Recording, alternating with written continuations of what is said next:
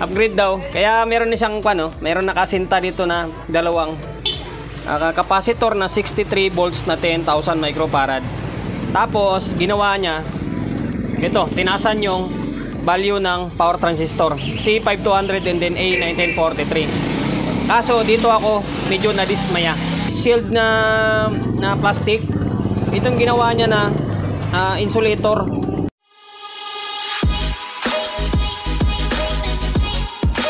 Welcome to my vlog. 6:26 ng gabi.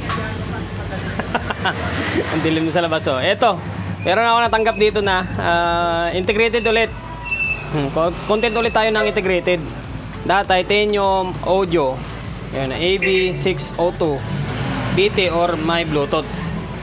Ayun, nabaklas ko na nga siya oh. Ayan, ito yung content natin for today's video. Ayan, ito. Isipan ko lang gawan na content to kasi sayang naman eh, mag-December, sayang yung ads. Entry ulit tayo na integrated. Pinala sa akin to, ang issue, wala daw audio, hindi na daw nagre-relay. Yan, hindi daw nagre-relay. Nang binuksan ko, ito nakabaklas na. Nang binuksan ko, nakita ko ito, putok yung fuse kasi ito naka-jumper lang ito. Pinagawa na daw ito sa may nag-aaral pa lang. Hindi, hirap naman kasi magsalita, baka sabihin naman eh, misinterpret nyo yung pagkako natin eh. Tao lang, hindi siya yung may shop, yung mga gumagawa-gawa lang din sa bahay-bahay ba. Yun, pinagawa, ang usapan, upgrade daw. Upgrade daw. Kaya meron na siyang meron nakasinta dito na dalawang capacitor na 63 volts na 10,000 microfarad. Tapos, ginawa niya, ito, tinasan yung value ng power transistor C5200 and then A1943. Kaso dito ako medyo nadismaya. Kaya ginawan ko siya ng vlog eh. Fairness na rin yan para sa mga nagsisimula pa lang sa gre-repair. Siyempre, ayusin naman natin yung gawa natin. Hindi ito paninira or anong issue ah. Ito, ginawa ko tong vlog para meron lang ako may content. Dapat wag niyong gawin ito. Ito yung ginawa yung face shield na plastic.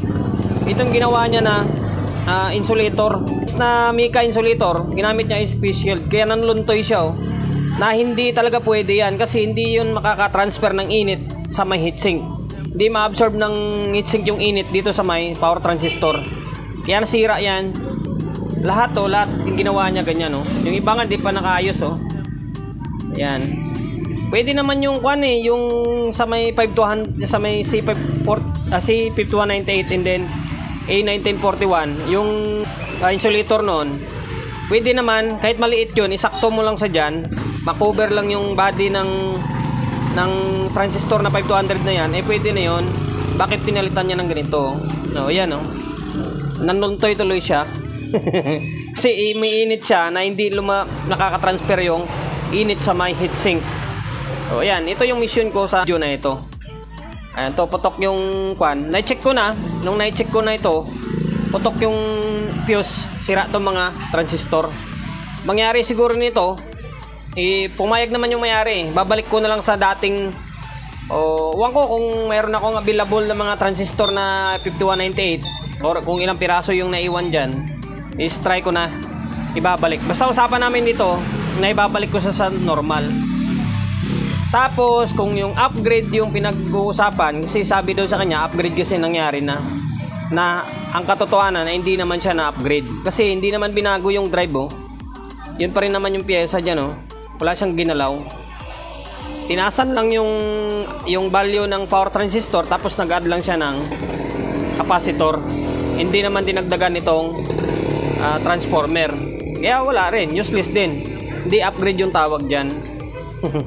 Pinatibay lang sana, pinatibay yung circuit dahil yung transistor malalaki na. Ang problema, yung thermal na ginamit or yung insulator na ginamit is face shield. Hindi nakaka-absorb ng init yan yun, kaya nagkaka-problema. Walang upgrade na mangyari rito, repair lang. Basta ibabalik ko lang sa dati. Standby lang kayo dyan para hindi na ako magpo-full tutorial. Basta pag nagawa na, sabihin ko lang kung ano yung mga naging issue and then yung pinalitan ko. Inaan ko na lang yung boses ko kasi 11:24 na ng gabi. Tulog na yung mga kasama ko sa bahay. Bale ito, inuwi ko na yung board na. Bale ito na oh.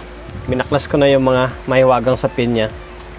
Ito yung nangyari oh. Nanguluntoy talaga siya oh. Face shield dito. Nakakatawa talaga oh. By the way, ito, pakita ko sa inyo yung setup ko rito sa munting pwesto ko. Ito yung pwesto ko pag nag-uwi ako ng board.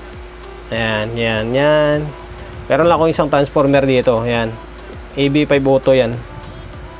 Ayan. Tapos ito yung capacitor niya. Itong core ng 5 auto. Ito yung lagayan ng panghinang ko. Ayan. Munting malit na lamesa lang ito. Ayan. Malit na lamesa lang. Yan yung setup ko pag nag-overtime ako na tinadala ko yung board dito sa may bahay. Tapos ito yung na-extra ko na series valve. Ayun na, balik tayo rito. Tapos ito nga nabaklas ko na tong mga face shield na ginawa niyang insulator na hindi talaga obra ito. Tapos sa sobrang kapal hindi makaka-absorb ng init to. Tapos buti sa isa lang yung nadali, isang transistor lang. Ito 5200 yan. Tapos dahil na-trace ko na, yung pinalit ko na insulator is yung Kapton tape. Ayan, Kapton tape. Ayan yung mga ginagamit ko ngayon. Hindi na ako gumagamit gaano ng Meka na insulator. Itong Kapton tape na. Kasi ito, mas maganda to. Isang lapagan lang. Ayan. Bali, ito, nalinis ko na. Ayan. Parang bago na siya ulit to. Diba? Tapos nagre-relay na rin ito. Ito, mayroon pa akong napansin. Jumper boys, mahilig talaga mga jumper boys. Ito, na speaker ulit to. Yan, naka-jumper speaker sa may relay yan. Sa may speaker protect yan Ito, ginamper niya. Pambira talaga Siguro hindi na naman ito napagana. Hindi niya napagana yung relay. Kaya ang ginawa, ginamper na. Ayan, nag-jumper. Ngayon, okay na ito. Na-troubleshoot ko na. Para hindi na umaba yung video natin. Dahil wala ako dito sa shop. Wala akong extra na fuse. Pamalit. Ginawa ko is nag-jumper muna ako. Tapos bukas papalitan ko ng 10 ampere na fuse yan. Yan. Ito, pansamantala lang muna. So, ngayon, ito pakita ko sa inyo. Yan, ito naka-recta inject tayo dito. Ground tapos AC. Hindi na ako gumamit ng capacitor dito dahil meron diode dito para gumana yung relay. Kamalaman natin kung magre-relay siya or hindi. Kasi pag nag-recta cut dito sa may capacitor, yung relay hindi gagana. Kaya dito tayo mag-i-inject sa may dito sa input sa may diode. Yan. Input terminal ng diode para may daloy ng kuryente dito sa may relay. Kakaroon siya ng supply. Ngayon, naka-plug in na to. Tingnan nyo, ilaw to. Yan, nag-relay agad. Naku, automatic yung relay nyo. Yan, ibig sabihin, okay na yan. Meron ng bias yan or gagana na. Bali, kulang ng isa. Wala nang isang transistor. Papalitan ko na lang bukas yan. Kulit tayo sa my shop. Eto na, napalitan ko na. Yan. Isang power transistor lang yung pinalitan natin. Isa rin yung sira. Yan, ito. Yan. Tapos Kapton tape na yung gamit natin. Ito yung mga nanluntoy. Ito, napalitan na natin ang fuse. Okay na to. Tapos ito yung likod linis na niya Ayan. Nang matapos na yung video natin kasi meron pa tayong isusunod ulit. Ito naman ang X Pro. Ayan. Ayun, tingnan nyo. Yan, hindi naka plug in.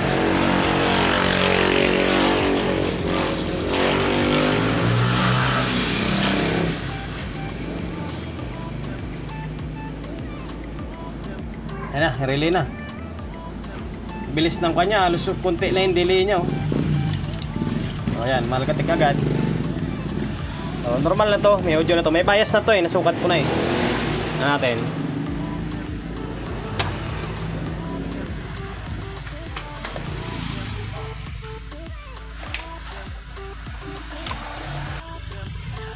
Naka-raise tayo ng 2.5. Ito sa may kabilang channel.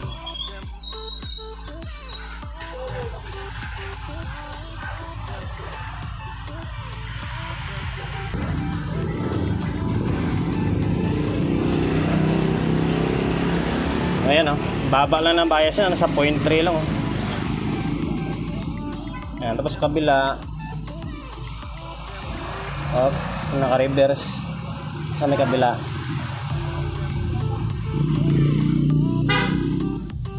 Ayan, bababa ng mga bias niya. Alas nasa 0.3 lang talaga. Ayan, normal na yan, under na yan. Ayun, ipipix na natin to, itong board. Apple. Na-fix ko na sana yung board dito sa may casing. And then, na-testing ko na. Ito, nakakabit na nga yung speaker. Oh. Tapos, ito yung signal na ikabit ko na. Tinisting ko na. Ang problema, yung kabilang channel, okay. Yung kabilang channel ay mahina. Tapos, yung mga pitan, hindi na gumagana. Yung balance, tapos yung bass treble niya, hindi na siya ganun ka ganda. Kaya, as usual, palit na. Ito.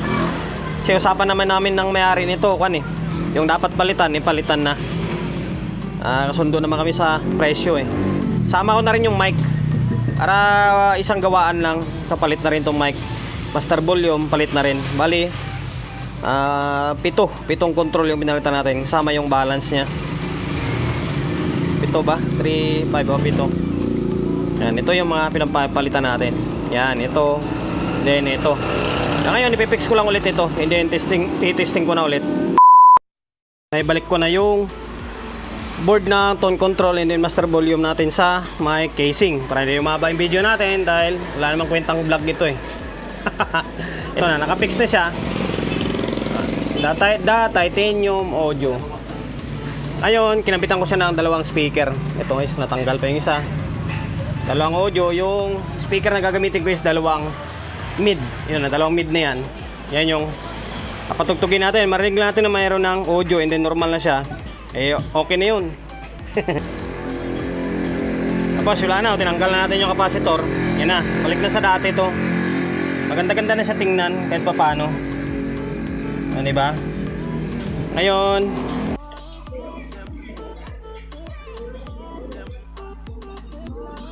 ayan na, power na siya. Naka-auxiliary tayo. Play lang ako ng music. Ayan. Meron na.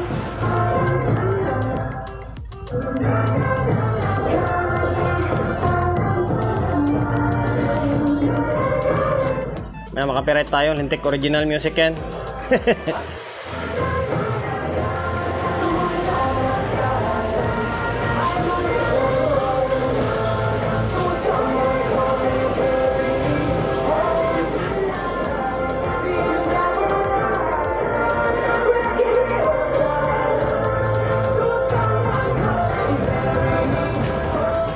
Ayun na, okay na.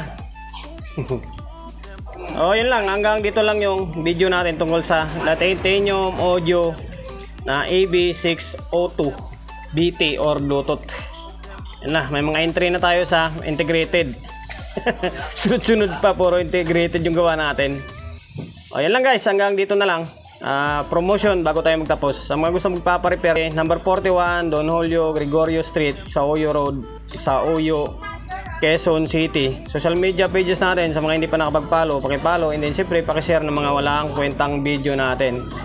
YouTube channel, sa mga hindi pa nakapag-subscribe, paki-subscribe, like, share, and then siyempre paki-hit ng bell button sa gilid para updated tayo sa mga susunod na video natin. Ingat, God bless, and then peace sa atin lahat.